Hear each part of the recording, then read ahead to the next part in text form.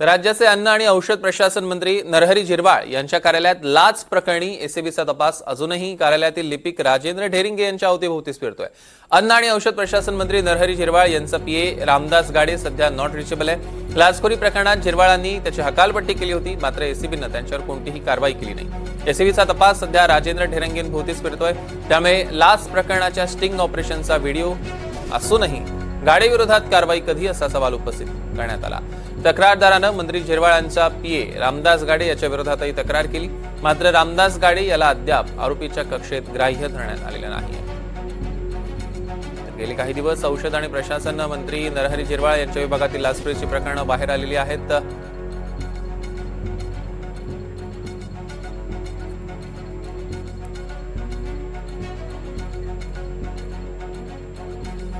दरम्यान उद्यापासून सुरू होणाऱ्या अर्थसंकल्पीय अधिवेशनात यावरनं गदारोळ होण्याची शक्यता आहे, मात्र माझ्या विभागातील अधिकाऱ्यांची होत असलेल्या चौकशीत सर्व काही निष्पन्न होईल। मी सगळ्यांना उत्तर द्यायला तयार आहे, असं मंत्री नरहरी झिरवाळ म्हणाले।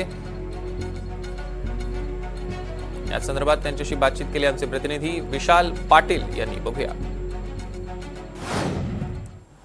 राज्याचं अन्न औषध प्रशासन विभाग हा सध्या चर्चेचा आहे आणि या विभागाचे प्रमुख मंत्री नरहरी झिरवाळ आपल्यासोबत आहेत। आपण त्यांच्याशी बोलणार आहोत। ज्या पद्धतीनं ही कारवाई झाली, कशा पद्धतीनं तुम्ही या कारवाईकडे बघताय, कारण का थेट अधिकारी वरती ही सगळी कारवाई झालेली आहे।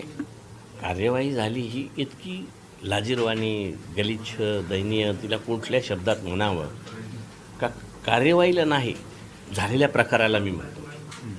कारण असा प्रकार व्हायलाच नको, पण तो झाला, त्याची शिक्षा त्याला, सजा त्याला मिळाली।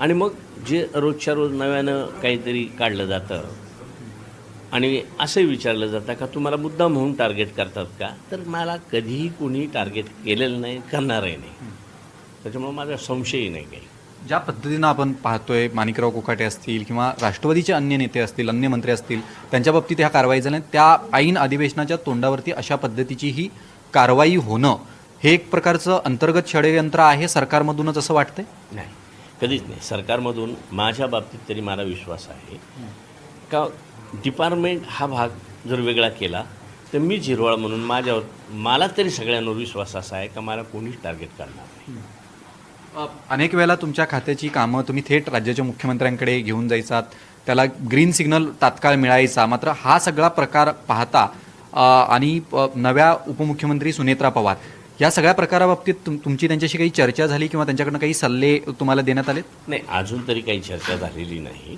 भेटी झाल्या पण चर्चा नाही झालेली, कारण एखाद्या कर्मचाऱ्याने हा प्रकार केला आणि मग मी स्वतःच सांगायचं का बाबा मी दोषी आहे किंवा मला दोषी ठरवलं जातं, तर मला आपण जे काही म्हणता का कोणी इंटरनल तुमचं शत्रू किंवा स्पर्धक किंवा तुम्हाला मुद्दाम म्हणून आदिवासी म्हणून टॉर्चर केलं जातं का, तर असं अजिबात नाही आहे।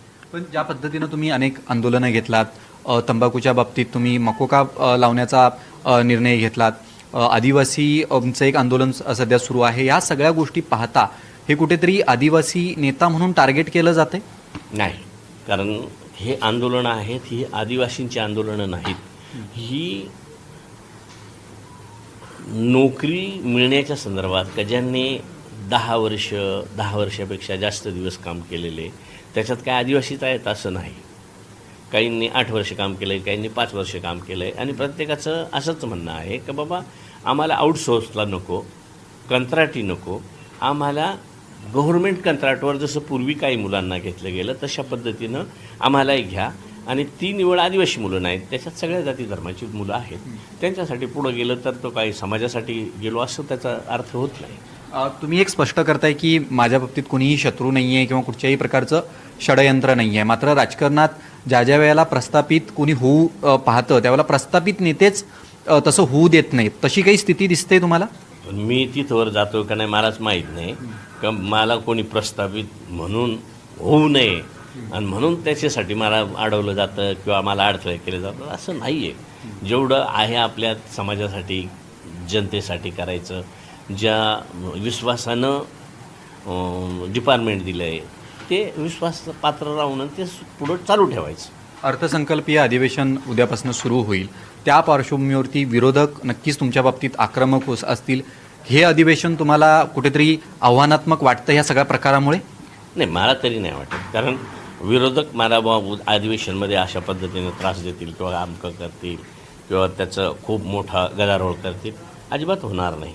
मला विश्वास आहे का विरोधकसुद्धा मला विरोधक म्हणून कधी पाहत नाही. झिरवाळ म्हणून म्हटला तर ह्याच्याशी माझा संबंध ह्या झालेल्या प्रकाराशी कोणताच विरोधक जोडू शकत नाही, एवढा विश्वास माझा आहे. जरी तुमचा हा विश्वास असला तरी तुमच्याच कार्यालयातील सगळ्या अधिकाऱ्यांनी हा सगळा प्रकार केल्यामुळे मानसिक त्रास किंवा एक प्रकारे मोठी बदनामी ह्या सगळ्यात झाली असं वाटतंय?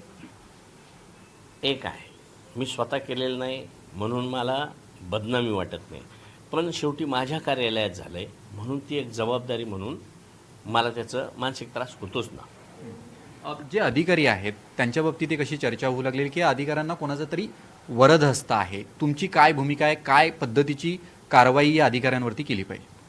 नाही, अधिकाऱ्यांवर कार्यवाही सुरूच आहे ना आता.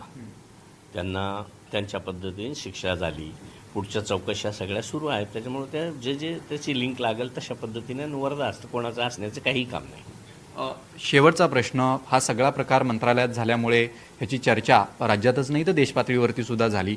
काय ह्या सगळ्या प्रकारातनं तुम्ही स्वतः एक मंत्री म्हणून बोध घेतला पाहिजेत आणि आता इथून पुढची काय खबरदारी असणार आहे तुमच्या खात्याच्या बाबतीत? नाही, माझी खबरदारी म्हणताना कर्मचाऱ्यांवर जे वॉच किंवा ज्या पद्धतीनं हा प्रकार मी एकतर इथं नव्हतो म्हणून कदाचित झाला, आता याच्या पुढे मी काय परमनंट इथं बसून राहील असंही नाही, पण सक्त ताकीद दिली जाईल. आणि आज हा प्रकार हा सगळ्यांना एक धडा देऊन गेला, त्याच्यामुळं असा हा प्रकार पुन्हा होणार नाही असं मला तरी वाटतं.